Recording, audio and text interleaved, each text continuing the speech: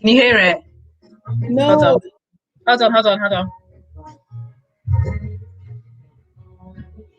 Can just Can you hear about it? hear it. Can't hear it my side very well. Doesn't matter though.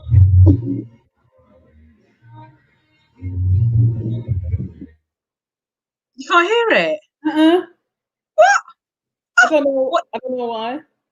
Let me see. Just play it like you would normally. That is it playing. That was it playing. Okay. I can hear it loud and I just about hear that's chronics, isn't it?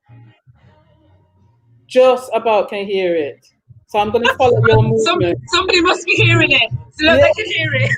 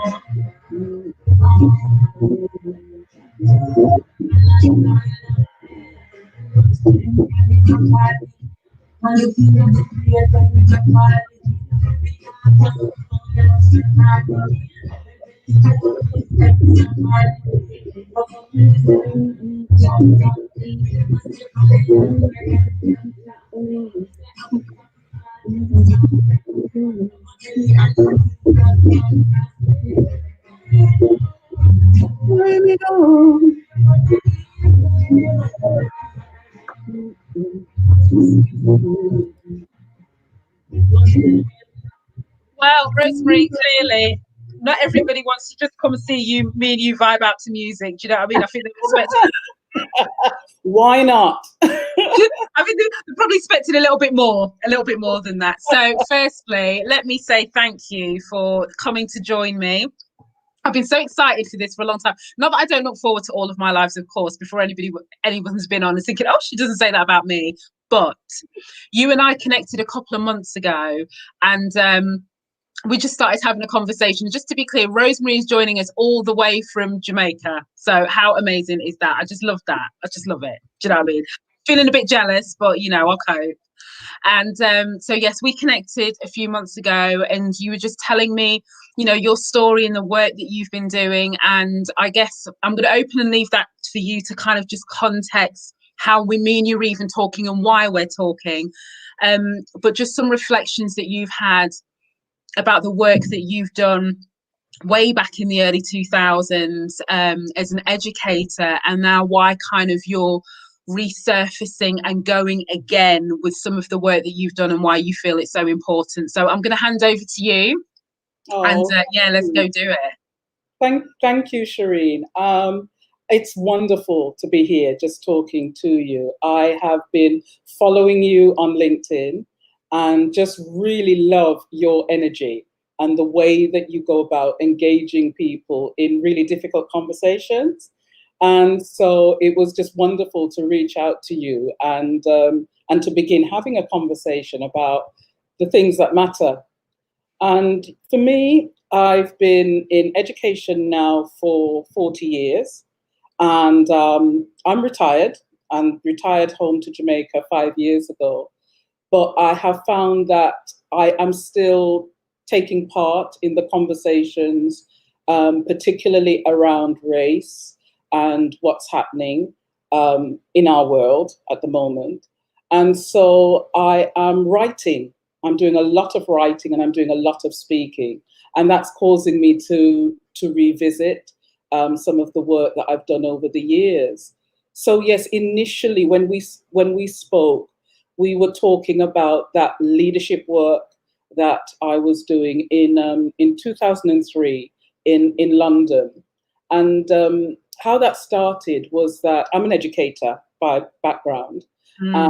And so I was invited to a discussion with a number of Black educators at University College London, because the government was launching a big initiative called the London Challenge, and people can look up the London Challenge.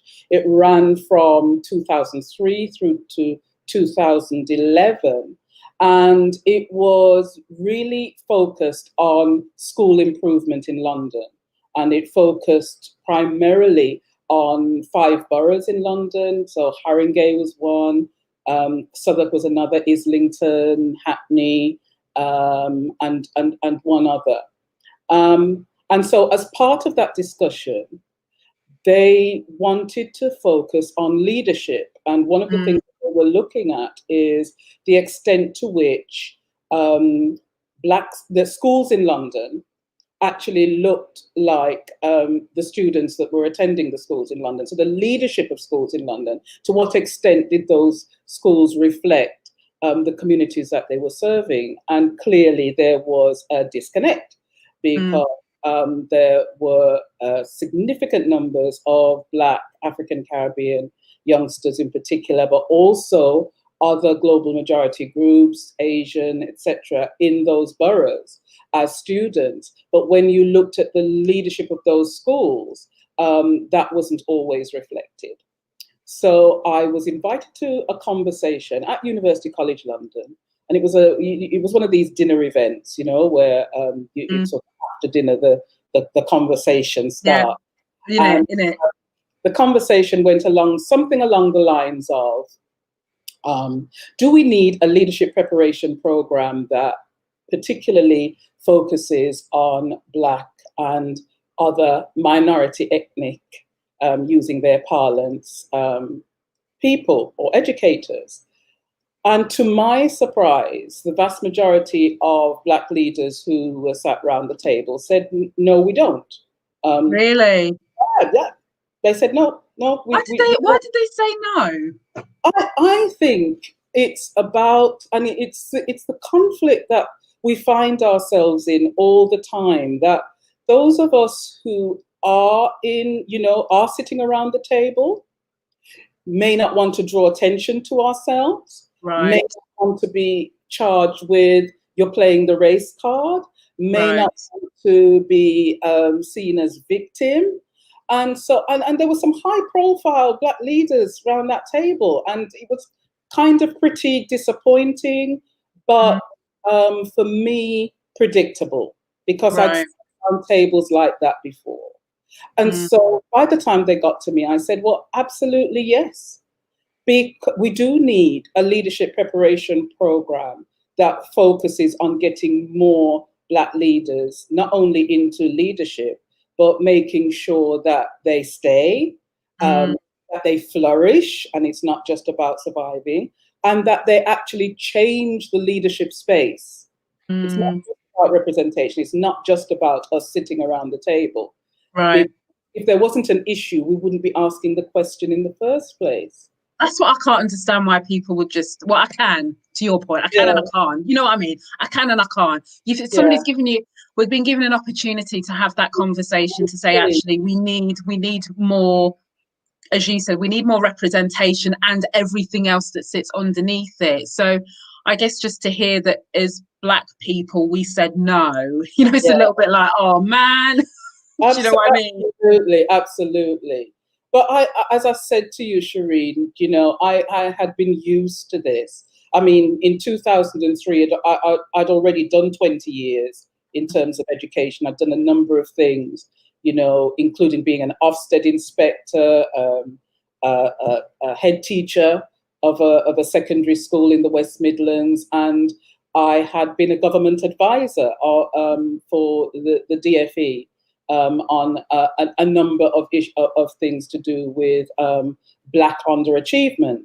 So I was used to being in these spaces where, unfortunately, so many of us seem to be ambivalent about our Blackness, Right. and not feeling that we could bring that into the professional space, even when we were invited to do so. Right. So I thought, let's just go hell for leather. So I said, yeah, we need a program. And if you want somebody to write the program, then that's me. I'll do it. And then I got back got to Houston, got on the train, went up to Birmingham and thought, nobody's going to come back to that feisty Black woman coming down here telling us. Nobody's going to come back to her and say anything. But actually, the next week, because they really wanted London Challenge to work, and there was this kind of quiet conversation about Black youngsters and Black educators that never even really surfaced in the reports on the London Challenge. If you look at the London Challenge, and I mean, a massive initiative, millions of pounds was spent. I'm surprised why is nobody talking about that now? Because obviously, clearly now, right, so you will probably see even in Jamaica, we're talking about, decolonizing of education. Listen, all the same things that as you and I spoke about before a few months ago, all the same conversations are now coming up to the surface now. But they're even not revisiting something that they initiated 20 years. It feels strange. Do you know what I mean? Exactly. So that when people say to me, a lot of people have been saying to me all the time, write up your work. It's still relevant, And there's a bit of me that feels, yes, I want to be part of the conversation. I'm a junior elder now. That's what I should be doing. I should be bringing, the wisdom to the table, having served my time for 40 years. But there is a little bit of me that's disappointed that we're still having this conversation. But it really brought it home to me when I was looking up the London Challenge, that although it was focused in 5 London boroughs where the demographics in terms of the student and the educators was majority Black, that was mentioned. And my program, Investing in Diversity, wasn't mentioned at all. Hasn't been mentioned. And yet, if you look at the people who've gone through Investing in Diversity, I mean, one of them just got Head Teacher of the Year in TS. A lot of these people are working in education now. And I'm not saying that the program was the be all and end all, but it did shift the conversation. Right. And it shifted the conversation because I was determined that I wasn't going to adopt this deficit narrative of Black and minority ethnic. So so can we let's talk about this for a second. Let's talk about this because now we've got content. So one of the things that you were very specific about, and that's why I think this conversation is really interesting. It's kind of 2 parts to it, right? So we know we're starting to getting into understanding language, words.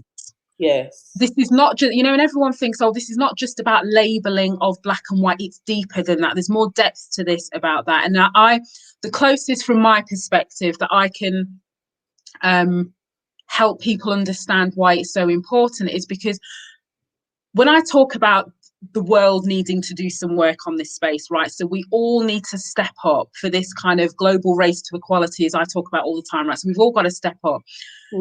I believe even as Black people, we have work to do, right? In terms of how we're gonna be part of that shift, right, into the world that we want to see. And one of the things that I recognize for myself is how I had internalized some of the words, the language that's used to not only describe Black people, not only to talk about our history, it's not even just about that, but it seems like it's the little things.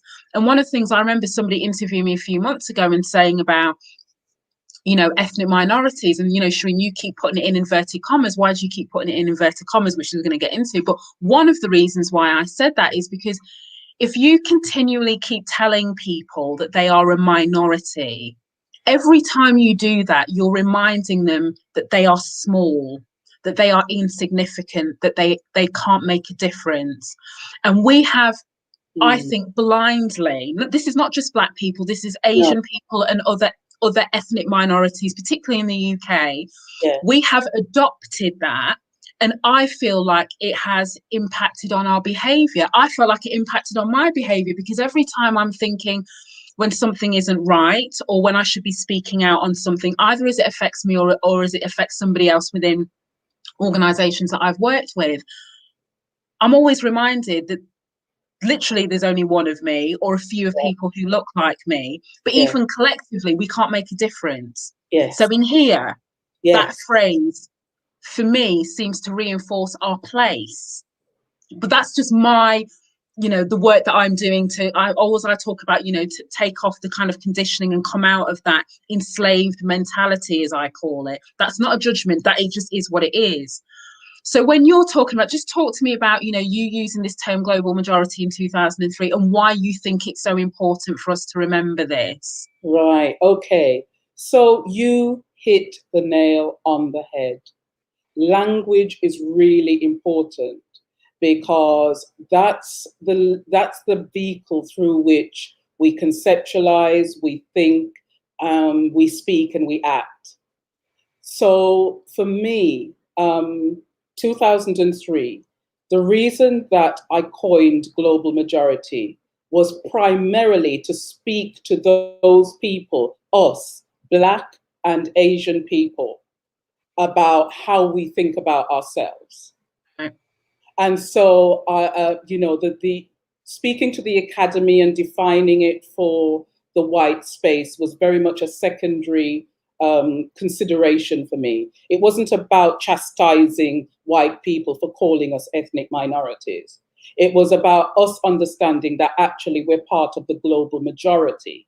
Mm-hmm. And if we continue to minoritize ourselves, by not defining ourselves and always living by other people's labels, but also by minoritizing those issues that pertain to us, then we push ourselves to the margins. And like you say, as an individual, you and I, lots of the other educators that I would be working with, would often be in a space where they were the only one. Right. We're literally in that space a minority. But if you sit in that space knowing that you're actually part of the global majority, you never operate as a minority. You never think in that way. You operate in that space as if you are part of the global majority. So, and one of the things, just on that, one of the things that I think it also does, as well as makes you go like this, doesn't it? It makes you go, it does. Right? Do you know what I mean? You're like this, right? So not only is there that, and that's why in the Think I Caption, I talked about is a tool for empowerment. Yeah. But I think the other thing is that I think there's a lot of people who are in what I call minority or marginalized communities can identify with this. Yeah. Is that one of the consequences of a minority mindset is that you are grateful for low-hanging fruit. Absolutely. You're grateful.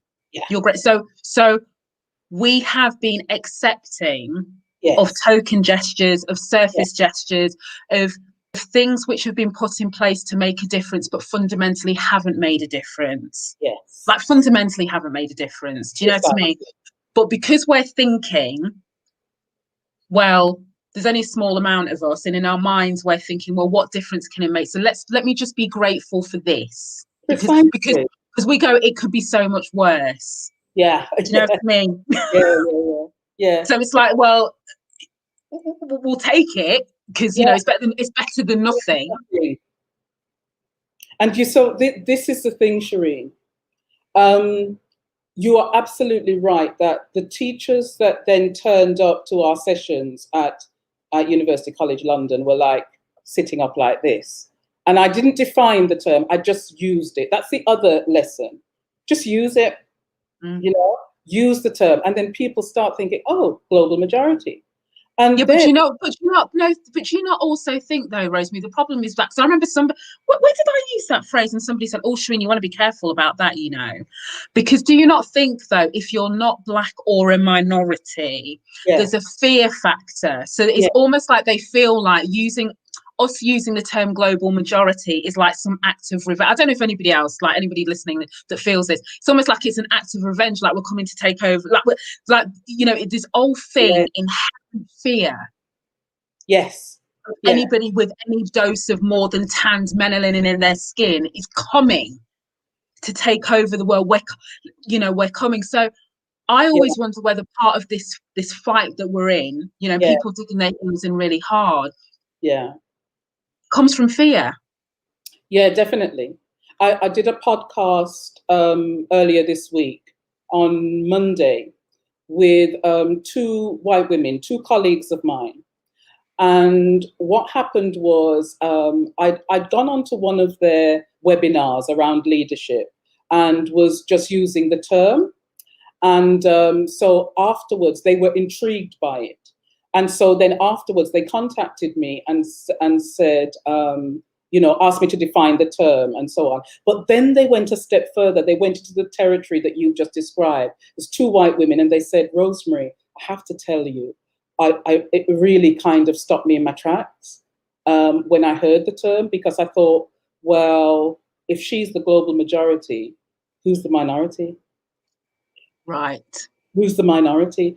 And so I said, look, and so we had this really, it went on for about 2 hours, this conversation. And so what we decided that we would do is to do a series of podcasts where we are having that discussion, where Right. somebody facilitates that discussion and somebody asks them, so Catherine, how did you feel when Rosemary, and Catherine really honestly replied, Answer the question. Yeah. yeah, because it's about actually going into that space and saying, look, as white people, I know that it might sound a little child.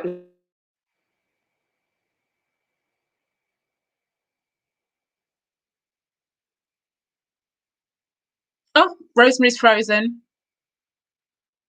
Oh, right. Rosemary's Frozen. Let me see. While I wait for Rosemary to come back, this always happens, but we're ready. Okay. We're frozen. I was ready to jump to comments. So listen, I was ready. We rehearsed this, so I was ready. So so you were saying about the podcast, and you were saying about Catherine being, asked the question, how does that make you feel? And for her to answer honestly.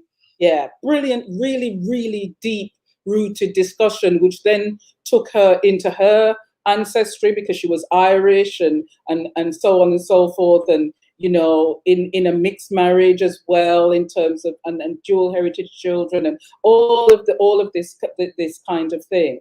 So it's really important that the conversation is had respectfully, not from a place of judgment or from a place of, just wanting to slap up white people a little bit, for what's happened. So I really commented from a genuine place of, yes, it's empowerment. And we need to know that Black, Asian, Brown, dual heritage, the global indigenous population. So when we look at the indigenous population in the South, the global South, Yes, and all those groups that have been racialized, they make up the majority, and they make up the majority by a long way. It's not a narrow margin. It's about 80% of the global population that are actual global majority. And so it's about us understanding that when we deal with issues that pertain to the global majority, we're actually raising the level of the bar for everyone. right. But it also puts some responsibility on our shoulders as global majority people to reframe the conversation. And that's why I just wasn't going to go into this deficit model, going back to the leadership program about, right, let's just do exactly what white leaders do in these training programs. The Black leaders were already going through the generic NPQH, National qualification for headship. So it wasn't that they were doing a different qualification, they were doing the qualification that their white colleagues would have. But our program, Investing in Diversity, was about saying, what is it that you bring additionally to the table? Because if you're leading in a global majority context in Haringey and Hackney, where the communities that you serve look like you, there is an expectation that you can actually bring something additional to the table. And that's what we did. And that's what made London Challenge a success, that people do things differently. And we looked at different global paradigms of leadership, you know? So it's enriching. And the podcast conversation with Catherine and Joe on Monday then went on to, right, so what other kind of global paradigms can we look at in terms of our leadership program? And I says, well, there's Ubuntu, we can look at that, and we can look at Saver-centric, you know, from the Indian tradition. And the thing about that is that these leadership paradigms, these ways of being and seeing are right on time for now, Shireen. The Harvard-esque business school model of leadership and management is imploding. Right. We need something different.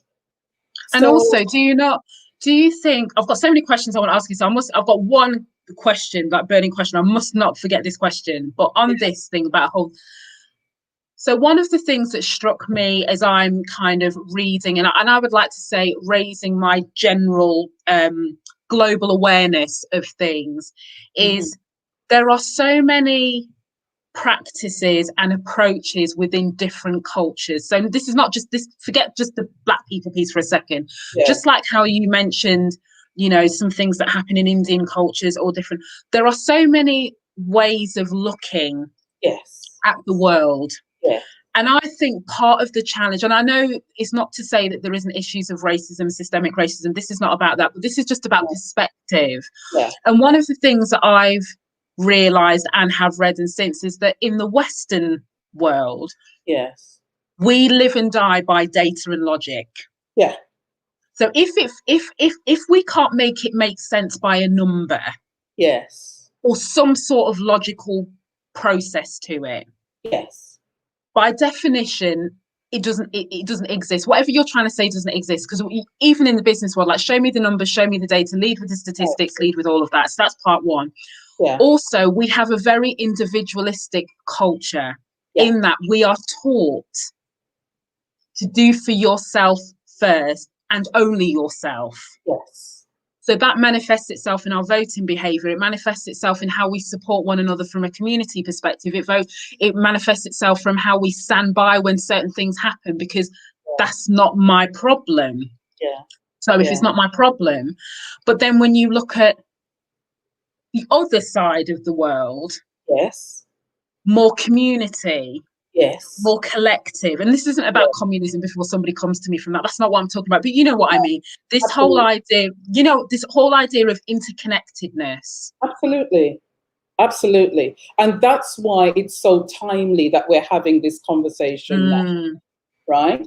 Because if we look at the collision between COVID-19, say, and Black Lives Matter, and what that explosion has brought to the surface, it's the fact that our systems are imploding, our ways of seeing and our ways of being are not enough to take us forward into the kind of unknown, and that there has to be a different way.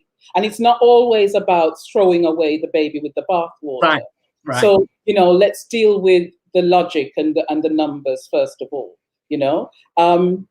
Naim Akbar, who's an African-American clinical psychologist, says that the human being is an intellect, a spiritual soul, and a physical body, an ancestral soul, and a tribal body.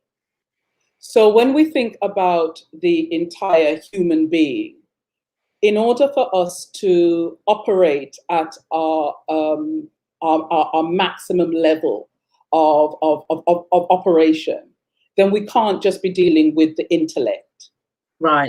We actually have to be dealing with the spiritual, the emotional side, the fact that you and I live our lives in this physical casing, which is an African woman's, body. So that's the way that we live our lives, and we are ancestrally connected to those that have gone and those that we are going to meet as ancestors. And so part of my way of thinking is that I'm investing in being a good ancestor. Right. Right? Because my energy is going to be here forever. Right. So what I do in this space connects me to other people. And then move to what you were saying about the kind of Western focus on the I as opposed to the we. So that's where Ubuntu, Saber-centric, but let's focus on Ubuntu. It's an African paradigm of leadership. So you would, your Nelson Mandelas, your Desmond Tutus, those are the kind of people, and even, your radicals like your Steve Biko's and so on would have been coming from, I am because we are. Right. I have a responsibility to you, Shireen, because we are connected. And not only are we connected to each other, we're connected to planet Earth. We're custodians of the planet. We're custodians of where we are, the spaces that we are in. So it brings a lot of responsibility to come from a we as opposed to an I. Yeah, and it is a very, very different mindset. And as I said to you, it's now an idea whose time has come. And where I've seen it operate brilliantly is where I did some work with some head teachers in Darlington years ago. Fabulous group of people, all white teachers. And they blended a system leadership model of leadership within the school sector with Ubuntu. And then what happened in the conversation was that, well, when I look at Ubuntu, they said, that's like North of England cooperative principles, that whole thing about, and how the co-op literally started in terms of the thinking. And so it's a blending and bringing in from the margins global paradigms that aren't normally discussed within the Western academy. But now we're finding, that those people who are weathering the storm as national leaders, a lot of them women, by the way, in terms of COVID, they're not adopting the individualistic, competitive, just looking after myself, attitude, the survival of the fittest, immunity. They're not. They're going back. Look at Jacinda Ardern. Jacinda Ardern. And a lot of the way that she operates as a leader goes back to Maori principles in terms of how you see yourself as a leader, your connectivity to everybody else, and that wisdom doesn't reside in one part of the community. There's indigenous wisdom that you can draw on. There's intergenerational wisdom, so it's not about chucking out our Western models, but it's just about saying they're limited. And they're really, really not going to take us where we need to go now. So we as global majority people need to learn more about ourselves and be writing and sharing that. We need to grow into and own that title of global majority, start thinking as the majority, and be reframing conversations. And people like me who are kind of tired of, I'm just getting, I'm impatient, Next birthday, I'm going to be 60, so I'm impatient. And I'm menopausal as well. So sometimes I can't be asked when people are less, about these things, to be going into it and trying to teach people and train people. But sometimes I just have to find the patience to understand that people are where they are, And so if I am going to engage I'd rather engage with them than not. So I've for example, one of the compromises for me has been with writing with white academics around this subject. but I'd love to, because these are thinking people. They've come at it with an open heart, open mind. And so they say to me, oh, look, Rosemary, we're going to write this paper, but I'm going to have to use BME, yes? Because that's the parlance. That's how my students are going to find my work. And referencing is really important in the academic. Yeah, Google keywords, don't recognize this, right. And that's fine. That's fine. I would rather have the conversation. So I write my bit of the paper using global majority. They write their bit of the paper using ethnic minority. But at least we're having a conversation. And people. And there's an explanation. And there's an explanation. Yeah. And so a big part of why I've written this article now is that people are saying, you're going to have to own the term. Yeah. Because once you own the term and it's published and it's out there, then it gives license for the academy to start using it, and so on and so forth. And part of the audacity of me is that I'm not an academic. I've written a lot of papers and I've spoken on a lot of platforms, and I'm now writing several books. So I'm not an academic in the traditional sense of the word. But I do have the audacity to think, you know what, I've been using this term. It makes sense. It's timely. It's an inclusive term, actually, because I can see further down the road where white colleagues are going to be saying, I'm part of the global majority. And actually they are. Listen, right. Yeah, right. Yeah. So it's something that doesn't exclude. But what it does is to foreground those people who have been minoritized, those people who have been excluded, so that they know that they have to take up the lead in terms of taking this conversation forward and, you know, creating better spaces in our businesses, in our schools. You know, you can apply Ubuntu as a philosophical model of leadership in a multinational business, you know, international business, in a school, in a country. You can apply Ubuntu, and that's so those listen, are let me just take off my pin. I'm a notice board right here. So I have a notice board, right? So I've got to say this because, you know, okay. I did some work with Nando's very, very early when I first started being a foghorn about this. Yeah. They sent me this very beautiful note. So I'm just gonna read it to you because it actually I'm gonna read it. Yeah, it's a very beautiful note. So I've also remembered my other question I want to ask you, but so they've gone, dear Shireen, Nelson Mandela said, it's in your hands to create a better world for all who live in it. When he raised his hand to make a fist, it was a symbol of his fight for unity, for love, for standing as one, united, even in our differences, no matter how tough the times. And they've put, thank you for playing such a vital role in our Nando's journey of ensuring all of our Black Nandockers feel included and that they see a bright future with us where they can thrive and reach their full potential. Thank you for disrupting us as a business and helping us to realise the role that Nando's and our leaders need to play in eradicating systemic racism in our society. For us, Shireen, you are role model, the African philosophy of Ubuntu. The human in you allows us to find our own humanity. I thought, so I always keep this because it's like always, you know, when you're having those days and you're just thinking to yourself, why the hell am I doing this? Do you know, because like people can't come correct. And then I just look at this. Thank you to Kath and Claire. I don't know if they're going to tune into this, but so there are, obviously their Nando's history is South African. They came out of the apartheid. So obviously that is a very, very, it's woven into the fabric of them as a business. But one of the things that I learned from my experience there is this whole idea about we have to get better at empowering ourselves, no matter how we do it. Absolutely. Because we have seen, there have been moments, whether it's, you know, even before the Jim Crow era in the US, so on the back of the Civil War, you know, and then everyone's like, right, okay, things are clearly going to be better. Yeah. And then we see that it doesn't. Then we have the civil rights movement. Yeah. Clearly it's going to be better. And it isn't. Yeah. Now here we are in 2020 with Black Lives Matter. Yeah. And everyone's going, right, this is the time. Yeah. Now, my thing is, this is the time, but it's only the time if we make it the time. Yes.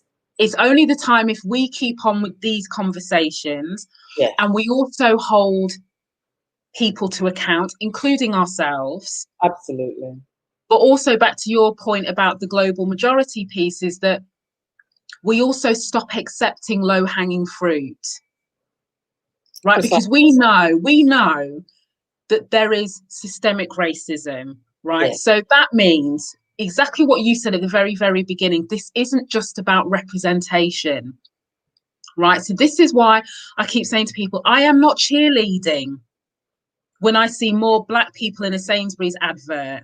I'm not cheerleading that. But listen, you know, and I'm just not. And I'm saying to people, of course we need to see represent. I'm not saying that we don't need to see it.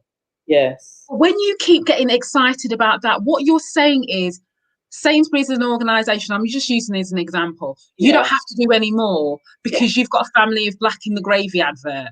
Yes. Do you know what I mean? The issues that we face are so much deeper than that. And I think it's on all of us. You know, I'm trying to do my little 0.2% that I can in terms of bringing conversations to this depth. It isn't just about, you know, you made that point about partnering with white academics to do this. This isn't about saying this person's racist and they're not racist and you know, or if you're white you can't be support, you know. It's not that binary is the point that I'm making. So this is about, as you said, that this principle of Ubuntu, of coming together, collective, that goes across a racial divide that was never created from a positive intent. Absolutely. And people have to remember this black-white label that we have. I mean, we have to deal with it because it is what it is. I'm not saying, no, we're not going to spend too much time being distracted over that, but it was never created with positive intent for anybody. Other than the group of people it served. And it just so happened to continue to serve people who look like the original forefathers. Absolutely. It's coincidence, right? So when we're trying to deconstruct some of this and say, well, we can't carry on like this as Black people, we're not willing to be at the bottom anymore. We're also not willing to keep accepting the low-hanging fruit anymore. It isn't about well, from my perspective, it's not about attacking white people. It's saying that this is unfair, but we cannot keep having these surface level conversations and kidding ourselves that because we see one more Black person on a board, a few more Black teachers, a few more Black people in a cooking advert or whatever else it is, that equals progress. It is deeper than that. Do you know what I mean? Much, much deeper than that. As George Day, I think it was George Day, African-American academic, said, inclusion isn't about bringing Black people into white spaces. It's about changing those spaces so that they are better for everyone. And that is exactly what we're talking about here. It's a much deeper, much more fundamental thing about who are we as human beings. And when you begin to introduce ways of being like Ubuntu into systems, which you can systemize, by the way, you know, so people tend to think, well, you know, so there isn't, you can make it logical. All of that, of course. Absolutely. You know, I run courses on how you lead in that way, wherever you are, you know, how you balance the bottom line in an ethical way, how you ensure that you are working in the interest of the greater good. Right. How you ensure that you are being good ancestors in terms of the way that you are fulfilling your business principles. You know, these are very, very real things for us, for our children, and for our grandchildren. So it's about us understanding that, as you say, it goes beyond representation. It's about us changing those spaces and changing those spaces forever. So this is why I am energized by this this revisiting of Black Lives Matter. Yeah. Because when people ask me, well, what's inspired you? Well, it would have been the Black Power movement in the 1960s, yeah? As a teenager growing up in the UK, in Handsworth in Birmingham, in the 70s, as a teenager going to school there, and then starting to run, African Saturday schools, Black Saturday schools, when I was 19 years old, 19 and training to be a teacher. That's where my impetus came from. That's where my motivation came from. Looking to the States and looking at the sort of things that they were doing. And at that time, there was a big anti-apartheid movement as well. And actually, Black parents in the UK were already beginning to say, look, the system isn't serving us well, so let's look after ourselves. That's part of what this is. It isn't about us being victims. It's about saying we have a responsibility to our communities to be educating our own children if the system isn't doing that. So it's a very positive and uplifting outlook to think and be like a global majority, and to understand that our ways of being has a place. It has a place in business, it has a place in politics, it has a place in education, it has a place in health, and people are seeking that. Yeah, I completely agree. Yeah, I do think there is. I think there's a lot of work we still need to do. I think there's still a lot of work we need to do within the Black community. And I'm calling us a community just by definition of the amount of melanin in our skin. That's about as far as I'll go in terms of the work we need to do. And I think one of the things that struck me, and I don't know how many people have read this book, Powernomics. Is it called Powernomics? And there was a bit at the beginning of the book, when something just strikes you in your heart and you're just like, oh my, it really hits you. He says, I've forgotten the name of the author, but he basically says that as Black people, even those of us with a giving spirit, so this whole idea of the mission before yourself. So, we're thinking about the we, not the I. Yes. We are more comfortable to prioritize every other marginalized group than ourselves. Absolutely. And when you think to yourself, and then when you just hits you right here, because you go, oh my God, that is so true. Because then when I think about my career and think about, some of the things that I've championed for this and, spoke up about, and gone, listen, it's never been for this. It's never been. And the point he's making is not to say don't do it. Yeah. It's about understanding that this is the people that most needed it, that have not been served by society, that are continually oppressed. Yes. We became socialized. I think he talked about it being social psychological, social conditioning, basically. So we became socialized in that, back to your point about acting like the minority. Mm-hmm. So we were too scared and too fearful. Yeah. You know what I mean? So, back to your point about the table, and when they said, do you want this whole leadership thing for, for Black people? And it's the Black people that said no. Yes. And it's back to your point about us not wanting to lead with our skin color, even though it is our skin color which is the reason why we're oppressed. It's like, when you see something, it's so deep, like you just, it is a little bit like a rabbit's one. But back to your point, you have to unpick this, because I'm unpicking it to work out how free I truly am versus on how I thought I was free. That's how deep it is. Yeah. It really is deep.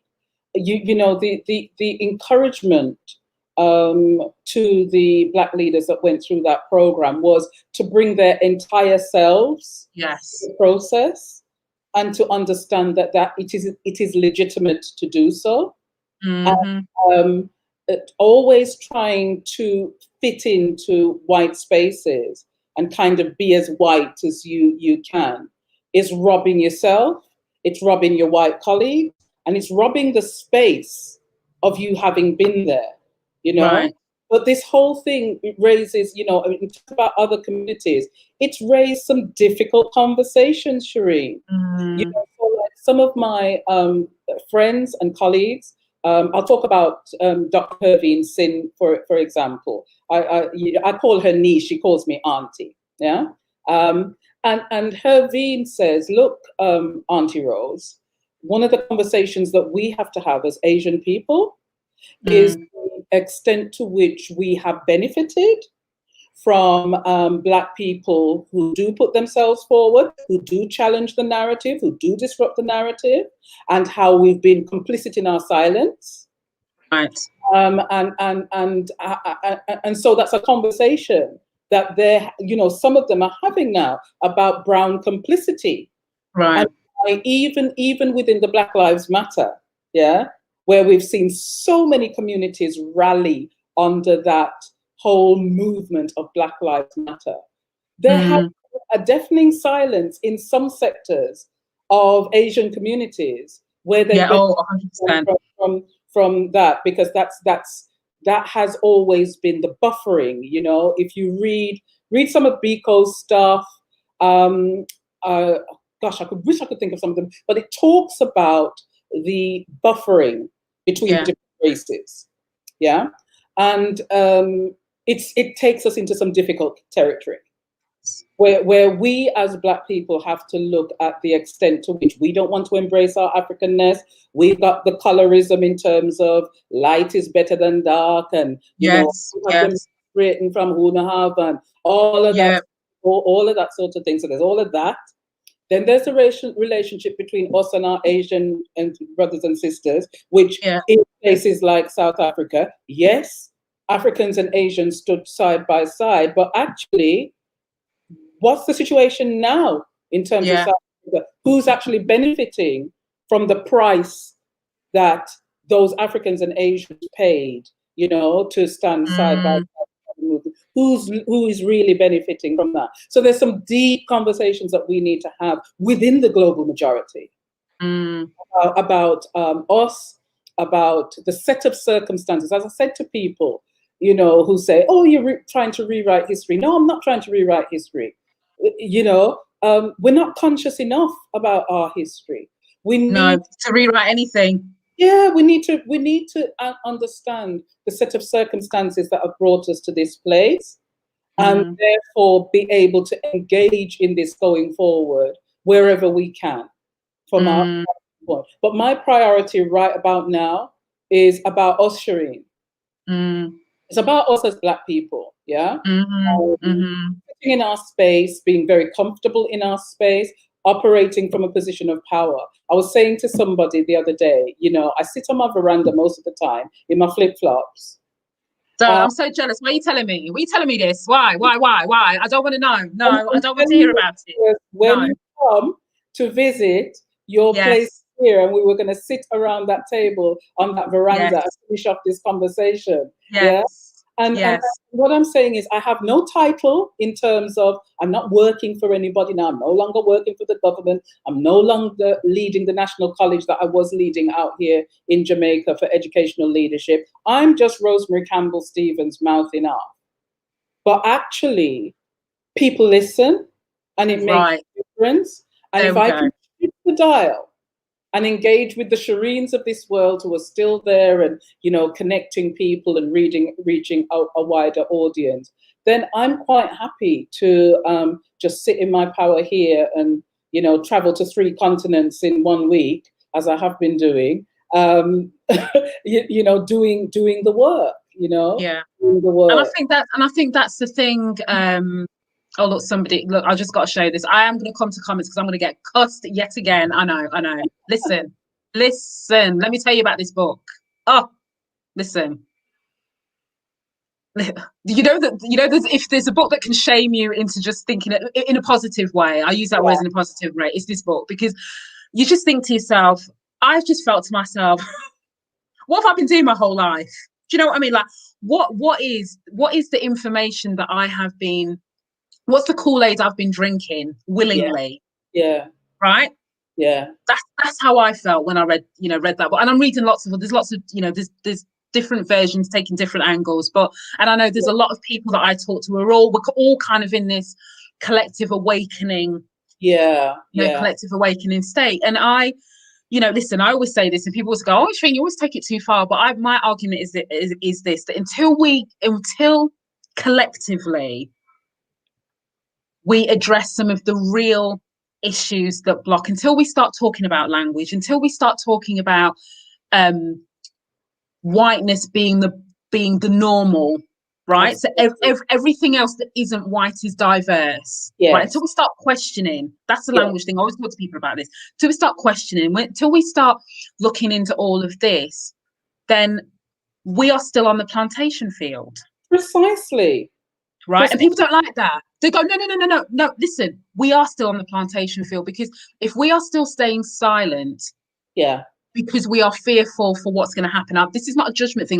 This is a reality call, right?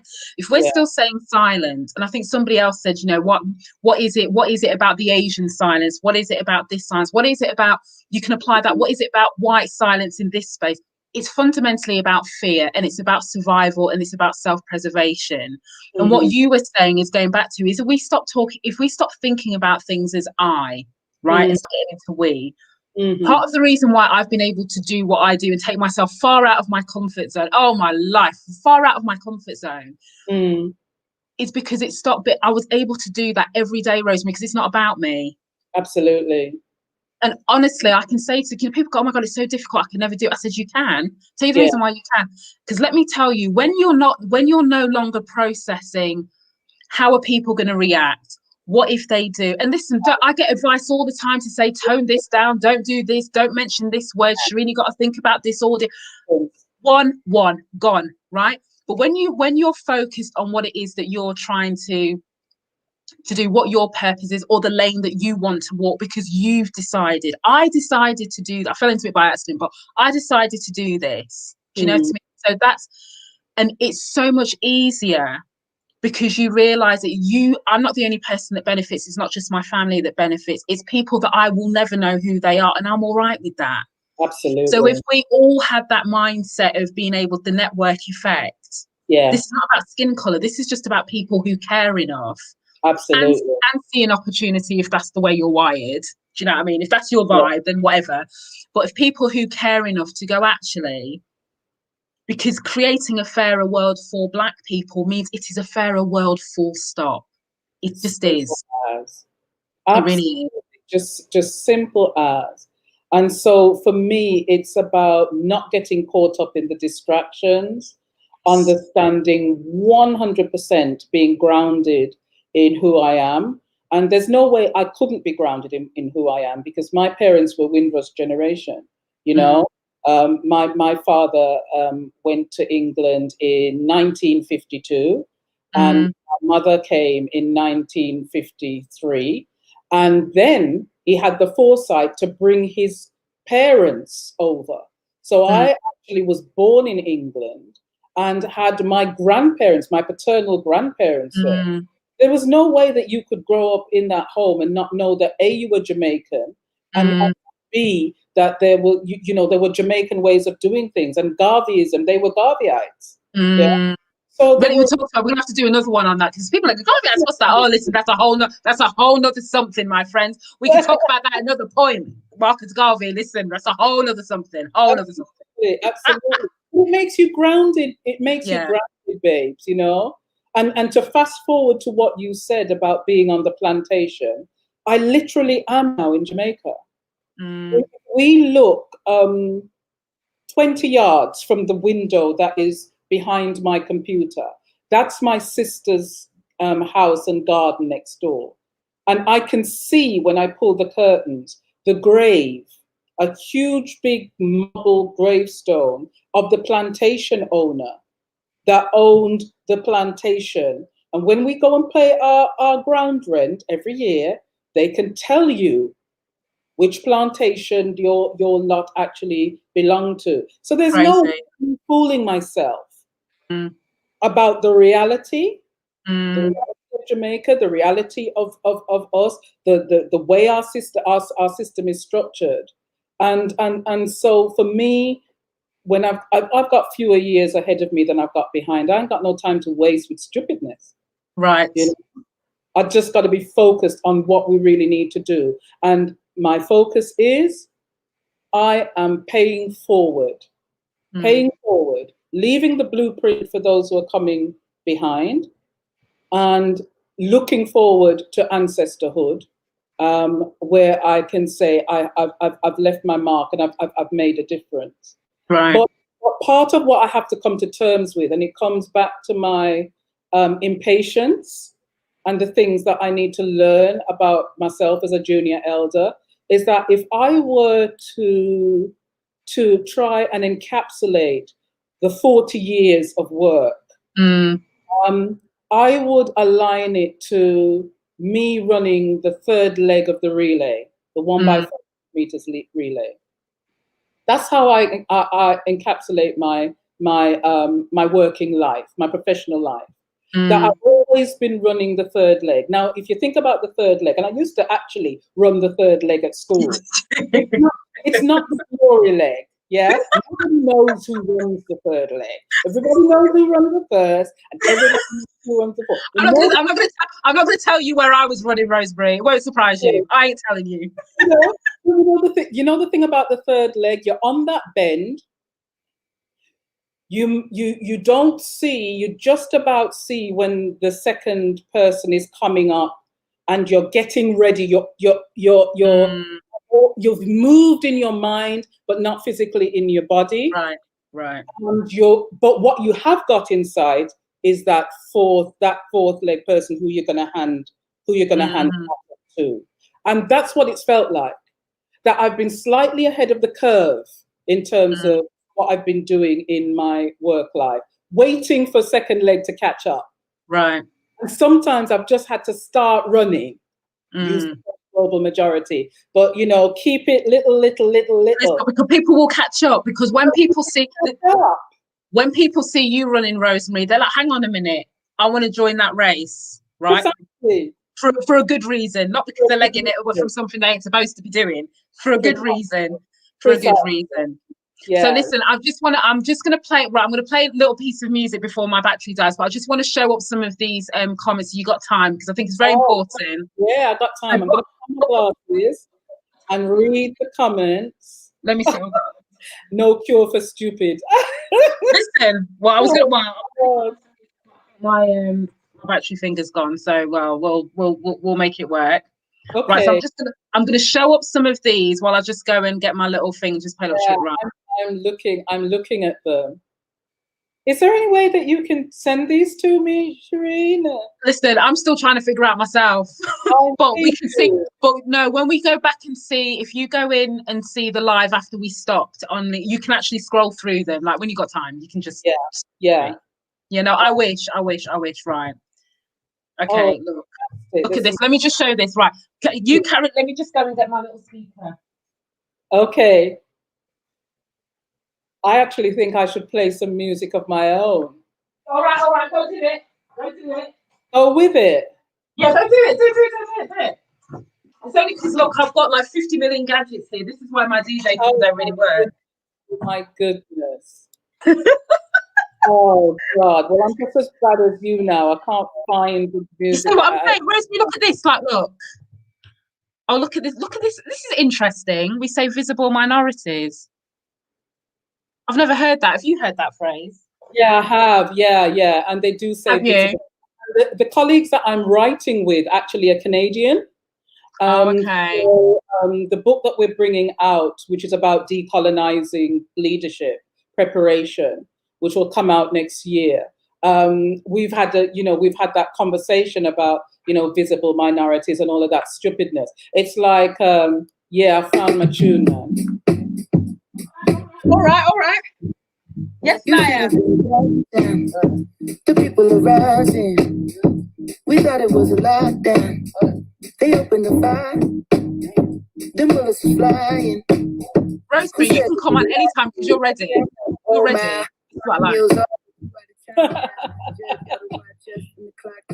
Yeah. I'll be back with the hazmat. So when I'm next round, we was trying to protest in the I always have music on in the background when I'm working. Yeah, me too.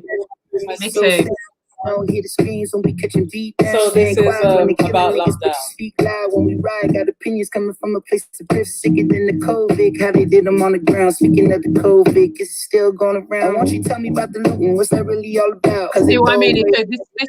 That point goes back to this whole idea about the term global majority frightening people, and it's a bit like, and this is the point, isn't it? Either we carry on living in fear of the reaction of what is the truth, Yes. or we just have the conversation and push past that discomfort, because that's what we've been doing. That's what we've been doing. We have, because we don't want anyone to feel uncomfortable. We don't want to take the conversation there, so we stop talking about it. And that's the point, isn't it? So in the nicest way possible, people got to start getting over it now. They've got to start getting over it. That's why I say to people, Shireen, that when I first started to use the term, my audience was Black people. I'm not sure about white people, but actually, you know, it's about us understanding who we are. 100%. And as I've said, if you don't use it as a form of attack, there's always going to be the white, usually elite minority who understand the game plan. You know, because part of the reason that they continue, and it's very disrespectful, actually. Now let's get to the number. BAME is now used in the UK, BAME or BME or whatever. And as one of the white women that I was talking to on Monday said, when she spoke to her dad said to her, "What are these balmy people?" You know, and that's what I mean. Exactly. And then I said, listen, Catherine, I had a similar conversation with my mom, who's 94. But what she'd done is to insert L into it. She says, "Are they blaming? Are we blame?" and that's it.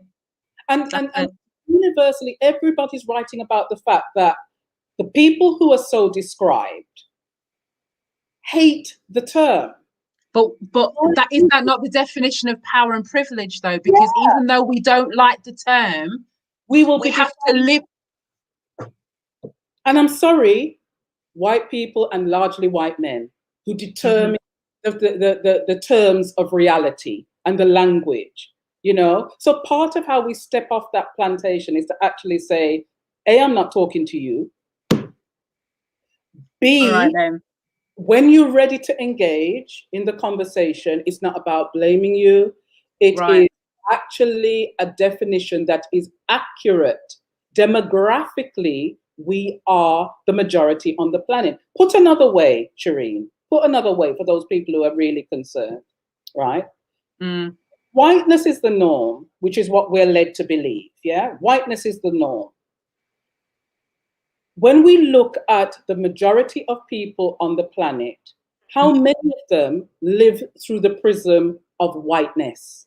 And when you start thinking, okay, Africa, China, India, just look at them already. Look at the Africans, Indians, and Chinese that are living elsewhere, like out here in Jamaica, we've got a big Chinese community. Look at the global indigenous South America, Australia, New Zealand, you know, the islands, South Pacific Islands, etc., etc. These people do not live their lives through the prism of whiteness. So why is white considered the norm? And even more, you know, problematic, whiteness isn't even the norm for the majority of white people. Right, I know. Because the whiteness that we're talking about is the whiteness of the elite white. Right. Normal, and it goes back to power, structures, and systems. That's what that is. That's not about, and that's what I keep saying to people, don't get it twisted. This isn't about behavior. Forget that. Because you're always going to have stupid people. You're always going to have foolish people that don't, you know, you're going to have that regardless. It's not about that. This is about what those perspectives and how it's propped up society. Do you know what I mean? Yeah. I'm hoping this. Are you looking in the chat? Yeah, I'm looking at the chat. Yeah, so look. Yeah. Yes. Majority as introduced to me by Rosemary. Yes. All I'm gonna start calling, well, you know, global majority. You say ethnic minorities, you can start seeing me global majority in my post. That's gonna really make some people pass out, but that's their business. Listen, we gotta turn up. Yeah, we got to. Turning up, okay? Minority, ethnic, those, and the thing is as well, you know, when you're talking to your children, when you're talking to your grandchildren, do those terms make sense? when you try to explain to them who they are. No, because you don't even want to be using the words yourself, do you? Like, I was saying at minority, I said to my daughter, don't talk to me about that phrase. I don't even want to like. Absolutely. Don't engage. And Yeah. the other thing is that what I found is that, you know, because 2003, so we're talking about 17 years of writing, speaking, using the term, not making a big deal about it, not defining it unless I am asked to. Because that's the other thing about the elite minority. They don't define themselves. They don't have to. They don't. You know, that's the power, you know. So we don't have to define who we are because everybody knows who we are. But we're always constantly defining ourselves for other people, you know, and defining using their terminology as well. Right. We haven't got our own. So basically what we're saying is Rosemary said we need to stop this. Rosemary said we need to be like global majority. We can all start quoting Rosemary here and now. Here she is, here and now. And MBE as well. And the reason that I accepted the MBE is because that has been for activism. For the big part of me, because I got the MBE in 2015 when me and my husband moved out here to Jamaica. And I had to think long and hard about accepting it because do I want to accept something that says I'm a member of the Order of the British Empire when I my entire life, you know, in activism against such notions? And so what I did was to actually find out, well, how do you get sort of nominated for these things? And it's like people that you've worked with.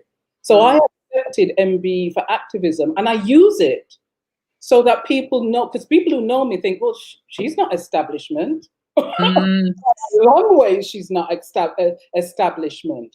So if she can be recognized for contribution, then I don't have to sell my soul. Right. I really don't have to sell I can be, and the good thing that when I look at it, I say to myself, look, you know, it recognizes the contribution that I've made to education that I love. I love passion education.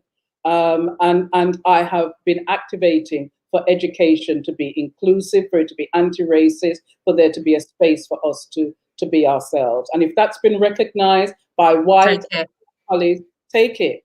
Not only that, when I'm flying back to England with the way how things are going now with this Brexit and, you know, and Windrush generation being shipped back over to Jamaica, if anybody stops me, I've got my MBE in the bag. You know, in just show them the piece of paper. Call the Queen. She'll be like, yeah. I'll wait. Well, listen, I'm going to say, look, we've been going for an hour and 12 minutes, so I feel like we probably need to. I know. Listen, now, but before I say goodbye, talk to me, please, about this article, because it's very important. Because, you know, I want like some of my LinkedIn friends who are very well connected, who do tune in at some point. They don't always watch live, but I know I have a lot of people who lurk and go and watch me on YouTube. What do you need? What are you looking for this article that's going to talk about the global majority? What is it that you're after? Right. Okay. So as I said, we're writing a book that is about leadership, and it's actually about decolonizing leadership preparation, so that we begin to look at you know, different paradigms of leadership. So ahead of the book, I've been writing a few articles, and the one that's coming out next week in Canada is on the term global majority. Right. How it was coined, why it's used, what it says about white power structures, and why using it pushes the dial forward. So what I love in the UK, Shireen, is for it to be published somewhere like in The Guardian or Ed, or, you know, I don't know, even for... So whoever has any contact in Times Education Supplement, probably the paper that most of us have only read twice in our whole lives. But The Guardian, we all like a bit of Guardian because we're all posting a little bit of Guardian because, you know, they're coming on a level these days. So if anyone's got any contacts that will help Rosemary get her article, The Guardian would love it. I don't know anybody. I'll think if I know anybody at The Guardian. Yeah, they would love that. They would love that. I think they would run with that. So if anybody knows anybody, you can go and whisper in my ear or whisper in Rosemary's ear. We won't tell anybody that you helped connect. But yeah. I'd really appreciate that. Yes. Yeah. So let's put that out there. Let's put that out there. All right. Well, listen, thank you so much, Rosemary, joining me all the way from Jamaica. I'm still jealous about veranda and flip-flops later. Do you know what I mean? That's not my life right now. But no, thank you. Oh, look, we've got help, Holly. Thank you. See? Thank you, Mike. Look at this. Community. There we go. We might have help. There you go. Fabulous. So thank you everybody for listening and for commenting. And this is I hope this is one of many conversations, Rosemary. So we'll have to do this again at some point early next year, because I always like it when we can get into the depths of all of this. Do you know what I mean? Like we can really this is that's what I love to just sit getting into all of that. So I'm so pleased that you were able to go there with me. Thank you. Well, I'll keep an eye out for your article. Obviously, I'll be sharing, of course. Do you know what I mean? It is a pleasure, Shireen, and thank you very, very much. You're doing such wonderful work. It makes us junior elders really, really proud. Oh, thank you. I love that phrase. I can't wait till somebody says that about me, junior elder. I'm going to start owning it. I'll be like, listen, that's how you're going to refer to me. Queen on speed dial, junior elder, sitting on my veranda in my flip-flop. Listen, I've got it made. I'm ready. All right, thank you. See you later, everybody. Okay, bye.